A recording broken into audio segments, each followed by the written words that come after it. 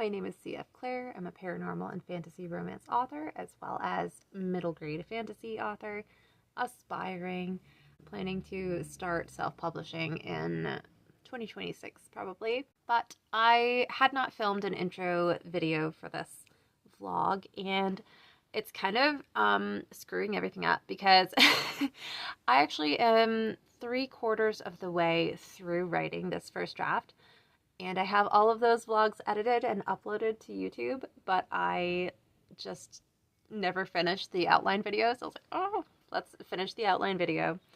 It's kind of like an abbreviated version of what I actually outlined, but just so you get a sense of like a lot of different methods I use, because I need to use different methods to like get my brain going when I hit roadblocks. And I get a lot of value. I need to have the micro level as well as the macro level. So there are things that I do to be able to like move between those when I encounter problems. And since I have already written the first 3/4 of the story, I will tell you it has helped on many occasions having both the micro and macro outline. Also, in the premise video, I did talk about how I would go over a couple of things like the moral argument and log lines and things like that, and I don't show a clip of that. I just didn't take enough clips while I was doing the outlining, and it's just like, you know, here we are. I'm gonna do a better job when I go over my B project, which I am still working on right now, which is Project Conjurer, and that is a middle grade fantasy detective myth story. So I'll link to that video when it comes out for a more in-depth look at stuff. But as I go through the vlogs, I do talk more about the outlining process. All right, and I'll throw it back over to me from December. This is an outlining video. Let's take a look at what I've got so far. I am probably like 7/8 of the way done with outlining, but I'm at the trickiest bit for me where I have most of the story the way I want it to be, but it's that second half of the 3rd quarter and most of the 4th quarter, I'm just like, what happens in between? So we need to take a look at that. I'm super visual, and I work best with like color-coded stuff, and also with like, what's it called? Like pyramid outlining, where you start with the actual one sentence of the story and then you flesh it out a little bit. I'll link a video below of the person that I first saw do this, and I do something similar. So anyways, here's my log line for the book. Then I like to break it out into a sentence for each quarter, and that just kind of helps me focus on what's going on in each quarter. It's a romance, so I have a sentence of each quarter, like from the protagonist and the love interest's perspective. 2nd quarter, 3rd quarter, 4th quarter. Then once I have a sentence for each quarter, I've been doing the 8 sequence method, which is like a screenwriting thing. I don't know necessarily if this is really the way other people do it when they're doing screenwriting, but this is how I've been doing it, where you kind of break it into 8 mini movies is how I've heard it described. There would be 2 sequences for each quarter, the way that I use this method. So the first sequence ends at the disruption. That's like the climax of the first mini movie. And then the second sequence is from the debate all the way through, and then it kind of escalates, and the climax of that mini movie is when the characters enter that door of no return. Then my 3rd sequence is from the beginning of that upside down world of the 2nd quarter, and then like rising action up until the climax of that mini movie, which is a reminder of the stakes. And then the 4th sequence takes us up to the midpoint pivot, which is the climactic moment of that mini movie. Then the 5th sequence is in romance, takes us from actually pursuing love up until the 2nd reminder of the stakes, which is the climax of that 5th sequence. The 6th sequence ends in the inevitable scene, which is, I don't know, I've heard it's called a lot of different things. I call it the inevitable scene. It's like the 3rd act breakup, essentially. So that's the climax of the 6th sequence. Then the 7th sequence, the way I do it, it takes us from that all is lost phase And then the climactic moment of that is the realization. And this is different from like film. I think usually the 7th sequence is like the actual climax, and then the 8th sequence is just like a couple minutes of a wrap up, but I don't do that. That doesn't help me. So anyways, I have it end at the realization. This is the 8th sequence. So this would be the entire climax of the story once one of the characters has the realization they need. And then that would take us all the way through to the end. And the climax of that is where we see the characters wholehearted, changed together, happy ever after. So that's how I like to do things. And then I take that and I kind of brainstorm what would happen within those 8 sequences. I've been experimenting a lot with using index cards to outline. So once I get those 8 sequences down of like how I want the movie to play out, you know, like the setup of it and the inciting event in each one and the climax of each sequence, then being like, okay, and what happens like in between? Where are they? What are they doing? What are they, you know, pursuing? All that stuff. And then I've been writing down some of those ideas on index cards. And this is something that I've struggled with of like the best way for me of how to use index cards. And what I've found is that the least information possible on there is kind of best for me. Just like the main action of it. So in the prologue, we see her immediately after she's turned into a shifter. Riker wants Aiden to advise him on taking the job.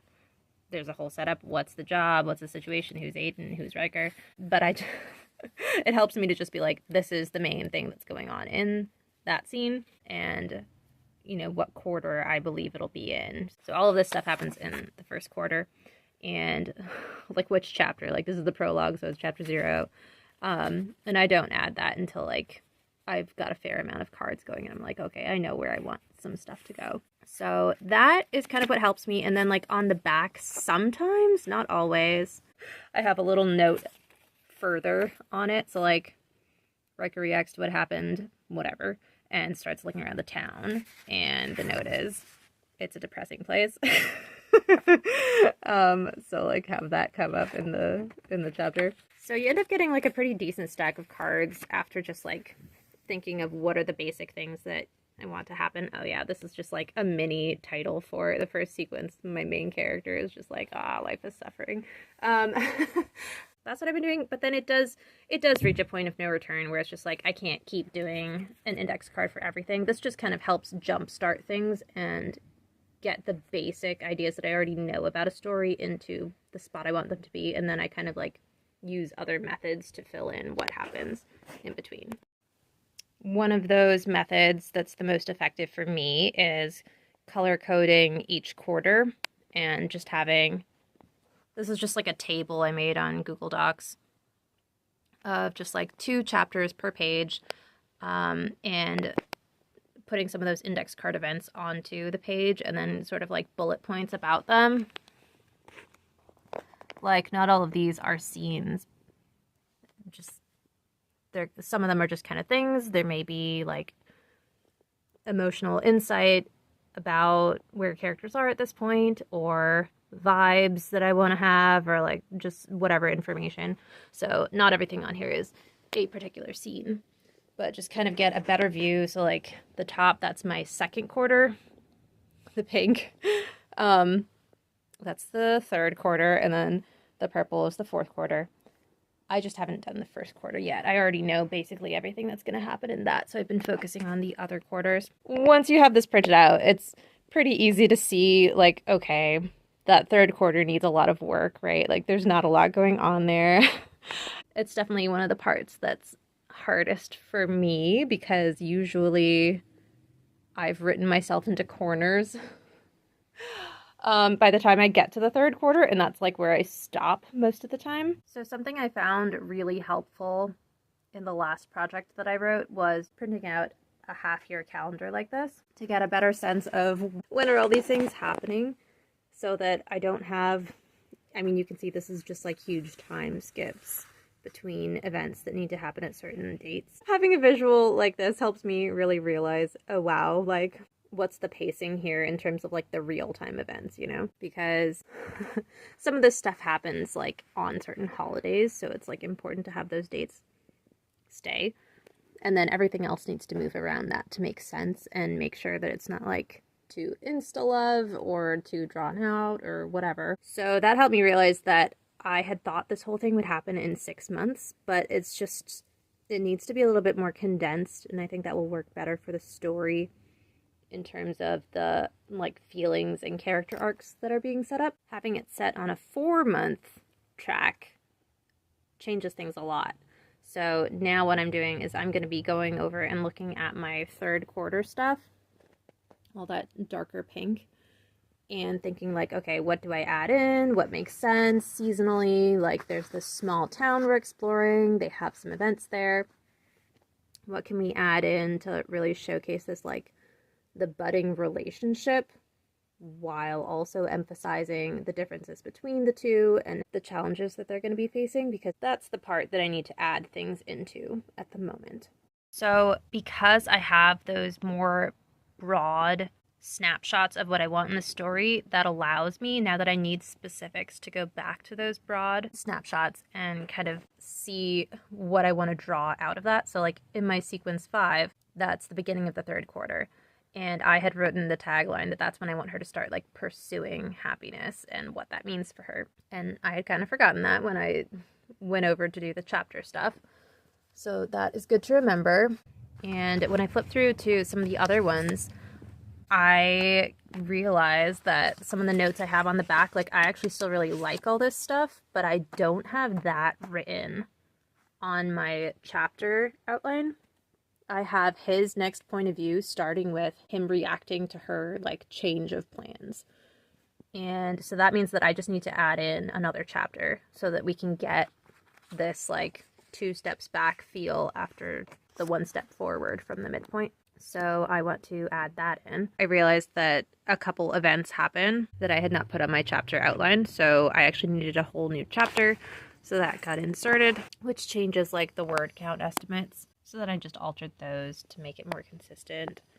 And now we gotta look at the 3rd quarter. This is one of the reasons I like doing multiple forms of outline, because different processes spark different inspiration. Like on the back of this card, I totally forgot I had done this, and that kind of helps me a lot with what I'm doing right now. So I had just condensed things to, during this sequence, Kira's pursuing a physical relationship and Riker doesn't want to do that, and instead is trying to like do all this other stuff to make her like being mated to him. So that's exactly what I need to be working on right now. So this is a couple days later, couple drafts into the chapter by chapter outline. I highlighted the main subplots that are going on that support the main plot line. And it's not as aesthetic anymore, but it is very helpful for me, so that's been going well. So that was like an abbreviated look at the outline process for this, and there's a lot of stuff that I do that I just didn't take videos of, and I'll be doing soon anyways with Project Conjurer. So like I said, like I'll link that once that video comes out and you can see some more ideas, because it's just fun to see what other people do. But anyways, things are going pretty well at this point. There have been snags. The next video will be the vlog from me doing the 1st quarter. That'll be coming up soon. So I hope your writing is going well, and I'll see you in the next video.